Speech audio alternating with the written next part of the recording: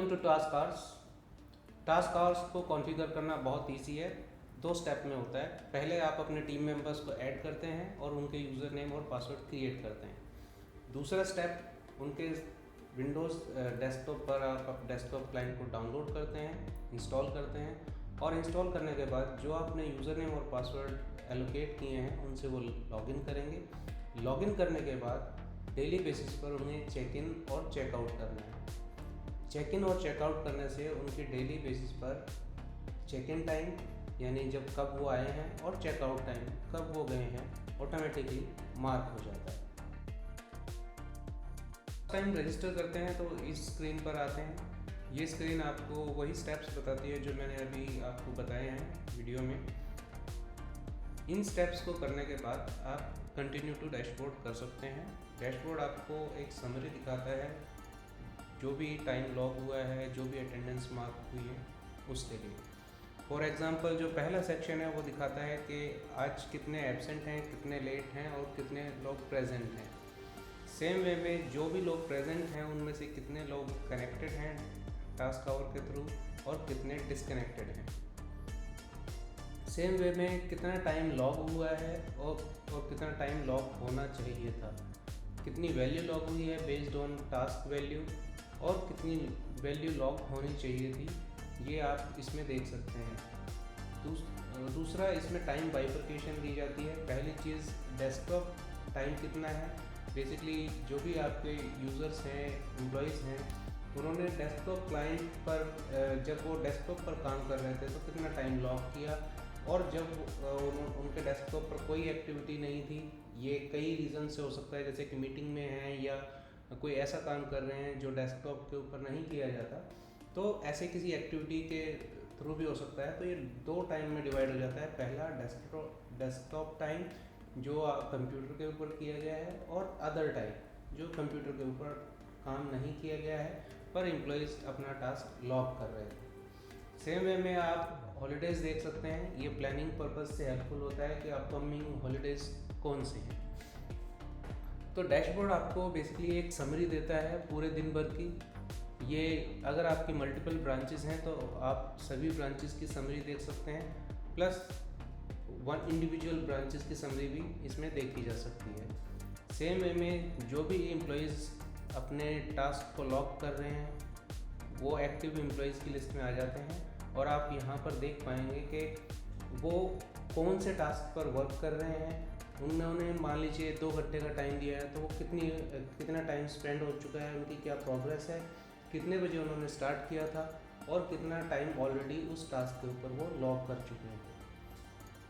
Same way में active projects basically वो किस टास्क ग्रुप में किस प्रोजेक्ट के ऊपर अभी वो काम कर रहे हैं। टॉप परफॉर्मर बेसिकली ये रिव्यू सेक्शन से आता है। ये अभी बीटा वर्जन में है, पर इससे ये पता चलता है कि आज के टॉप परफॉर्मर कौन से हैं। अटेंडेंस का एक स्कोर मिलता है बेस्ड ऑन पंक्चुअलिटी, और टास्क का एक स्कोर मिलता है based on peer reviews.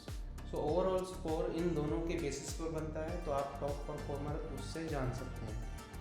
Same way में आपका वीकली टाइम लॉग ट्रेंड क्या है। बेसिकली डेस्कटॉप टाइम और अदर टाइम में ये बाइफर्केटेड होता है, और आप देख सकते हैं कि वीक ऑन वीक बेसिस किस तरीके से टाइम को लॉक किया जा रहा है। टाइम डिस्ट्रीब्यूशन कैटेगरी वाइज होता है। बेसिकली आप यहाँ पर देख सकते हैं कि मान लीजिए कॉलिंग में कितना टाइम लग रहा है, मीटिंग में कितना टाइम लग रहा है, डॉक्यूमेंटेशन में कितना टाइम लग रहा है, और इसका टाइम डिस्ट्रीब्यूशन ये यहाँ पर लिस्टिंग में और ग्राफ के ज़रिए दिखा देता है। तो बेसिकली ये एक ओवरव्यू था डैशबोर्ड का। ऑप्शंस को हमने 2 कैटेगरीज में डिवाइड किया हुआ है। पहले वो ऑप्शन जो कभी कभी आप यूज़ में लेंगे, यानी इनिशियल कॉन्फ़िगरेशन के बाद उनको आप रेयरली यूज़ करेंगे। ये जो ऑप्शन है ये इधर सेटिंग्स मेन्यू में दिया हुआ है इनको हमने, और जो रेगुलरली फीचर्स को यूज़ करना है वो ऑप्शन लेफ्ट पैनल में यहाँ पर दिए हुए हैं। की सेटिंग्स को ठीक करेंगे और उसके बाद टीम मेंबर्स क्रिएट करेंगे। यहाँ पर हम अकाउंट सेटिंग्स में जाते हैं। और यहाँ पर हम डिफाइन कर सकते हैं कि हमारी कंपनी में किस किस दिन काम होता है। दूसरा, कितने बजे ऑफिस स्टार्ट होता है और कितने बजे ऑफिस आवर्स एंड होते हैं। दूसरा, अटेंडेंस रिपोर्ट कितने बजे जनरेट होती है। बेसिकली अटेंडेंस रिपोर्ट के टाइम से ये डिफाइन होता है कि अगर कोई एम्प्लॉई इस टाइम के बाद चेक इन करता है तो वो लेट कंसिडर होगा। तो ये सेटिंग्स आप चेंज कर सकते हैं अपनी कंपनी के अकॉर्डिंगली। उसके बाद सेव चेंजेस पर क्लिक करना है। क्लिक करने के बाद हम आ जाते हैं टीम सेक्शन पर। क्रिएट करने के लिए हमारे पास दो ऑप्शन है। पहला, हम इंडिविजुअल मेंबर क्रिएट कर सकते हैं और दूसरा, बल्क में यूजर्स को इंपोर्ट कर सकते हैं। बल्क में यूजर्स को इंपोर्ट करने के लिए हमें एक्सेल टेम्पलेट को डाउनलोड करना है, उसके अकॉर्डिंगली अपना डाटा अरेंज करना है और सेम एक्सेल को वापस इंपोर्ट करना है। इंपोर्ट करने से पहले हम उनके लिए मैनेजर डिफाइन कर सकते हैं और वो किस पर्टिकुलर प्रोजेक्ट को एलोकेट होंगे ये यहाँ पर डिफाइन कर सकते हैं। ये स्टेप ऑप्शनल है और बाद में भी सेटअप किया जा सकता है। इतना करने के बाद आप इंपोर्ट मेंबर करेंगे तो आपके यूज़र्स जो हैं वो इंपोर्ट हो जाएंगे।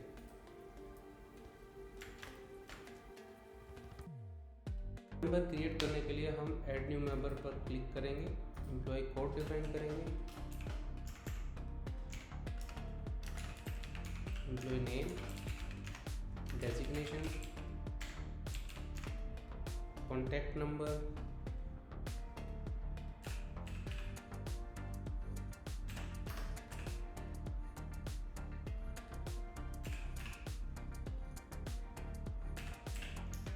Joining date,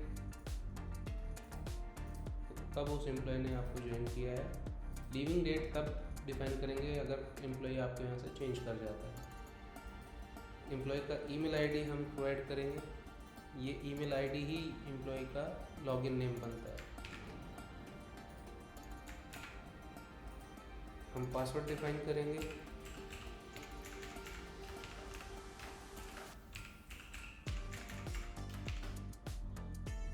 daily availability hours, example के तौर पे 8 आवर्स अगर एम्प्लॉय आपके यहाँ काम करता है उसकी अवेलेबिलिटी आवर्स 8 है पर डे का।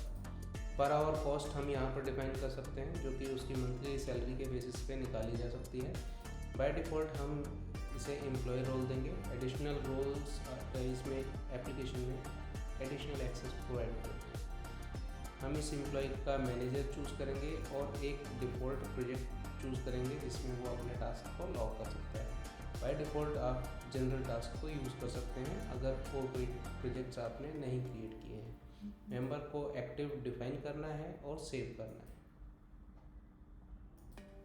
तो अब ये मेंबर क्रिएट हो गया है।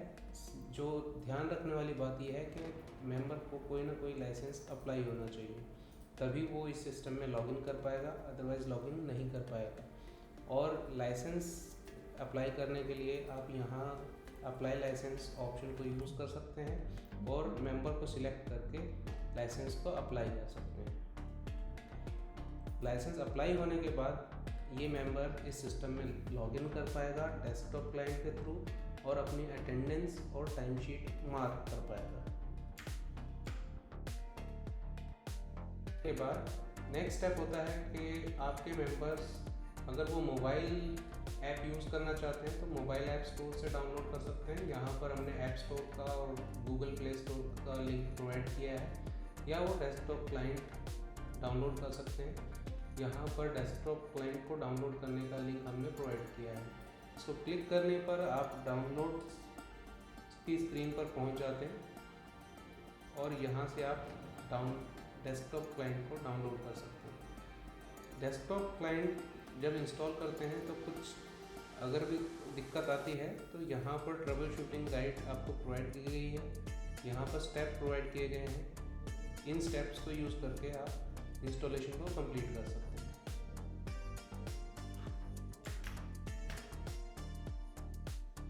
आपने टीम मेंबर ऐड कर लिए हैं।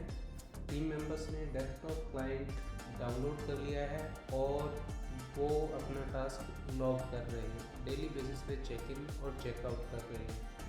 जब ये सभी टास्क होने लग जाते हैं तो ऑटोमेटिकली अटेंडेंस सेक्शन में उनकी अटेंडेंस मार्क हो जाती है और टाइम शीट सेक्शन में टाइम शीट बिल्ड होने लग जाती है। सेम वे में इनके आपके लिए डे बुक जनरेट हो जाती है बेस्ड ऑन टाइम लॉग, और टाइम शीट रिपोर्ट जनरेट हो जाती है जिसमें आप देख सकते हैं कि एक पर्टिकुलर एम्प्लॉई ने किसी पर्टिकुलर डेट पर कौन से टास्क परफॉर्म किए।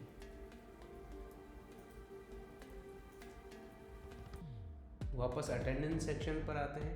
अटेंडेंस सेक्शन ऑटोमेटिकली जनरेट होता है बेस्ड ऑन डेस्कटॉप क्लाइंट या मोबाइल क्लाइंट यूसेज। हाउएवर फिर भी आप इसमें मैनुअली अटेंडेंस मार्क कर सकते हैं किसी पर्टिकुलर डेट की। आपको बस उस पर्टिकुलर डेट पर क्लिक करना है, यूज़र को सिलेक्ट करना है, उसका चेक इन टाइम और चेकआउट टाइम मार्क करना है और उसकी अटेंडेंस मार्क हो जाएगी। किसी इंडिविजुअल अटेंडेंस को भी आप मॉडिफाई कर सकते हैं, चेक इन टाइम देख सकते हैं, चेकआउट टाइम देख सकते हैं और पर्टिकुलर रिमार्क प्रोवाइड कर सकते हैं।